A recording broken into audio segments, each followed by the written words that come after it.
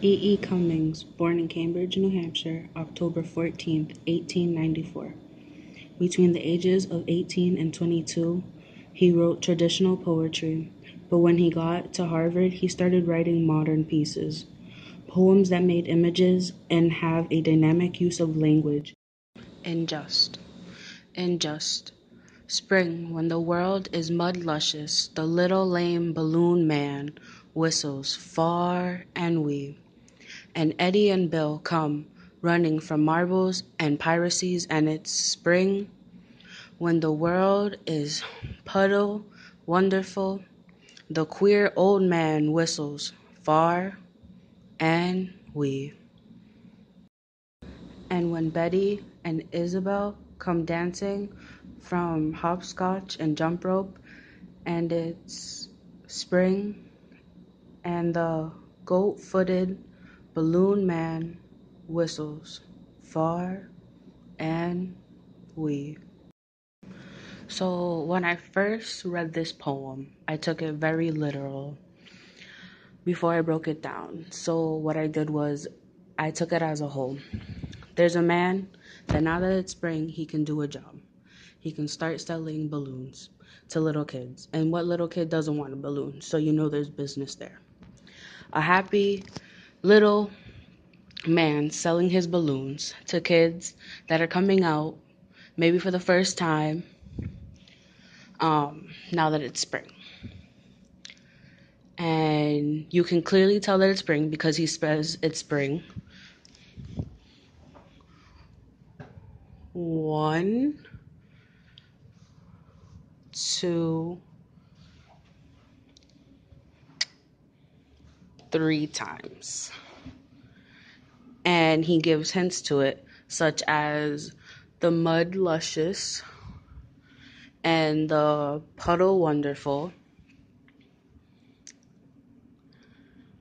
And who doesn't play hopscotch and jump rope in the spring? Like, come on. When I saw this, I turned my book sideways and I saw that these kind of look like a bunch of balloons that you would hold, like these lines. So you could literally go like this and draw a balloon. Little ghetto balloon, but it works.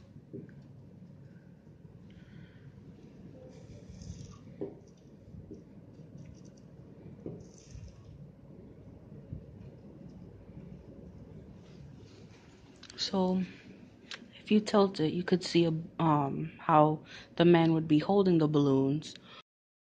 I also saw this as the journey of the man walking up and down the street with the balloons as it goes up and down and up and down and spaces out, so maybe like the wind here and there, the way it goes spring, and the goat-footed, so you can kind of see like the way that the balloon drifts in the wind. He also combines words like Eddie and Bill, especially Balloon Man, over and over again, and Betty and Isabel. And on this last Balloon Man, he capitalized, and this last far and we, it's so separated, and he does it on purpose, like even right here for the emphasis of it, and this far and we, it gives you like the true picture of the balloons drifting and being held together. As someone who writes poetry, I really took a lot from this, how he used his words, how he combined them, and how he placed them.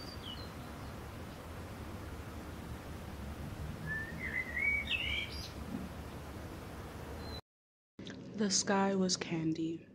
The sky was candy, luminous, edible, spry, pink shy, lemons, greens, cool chocolates. Under a locomotive spouting violets. So here he's describing the sky and how beautiful it is, and uses his words to emphasize how beautiful the sky truly is. He lets the reader visualize it, taste it.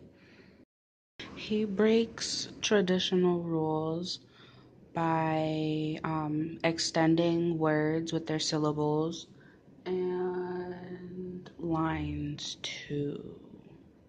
So you can see when he does the sky was candy, luminous, and he does have some rhyming like spry and shy.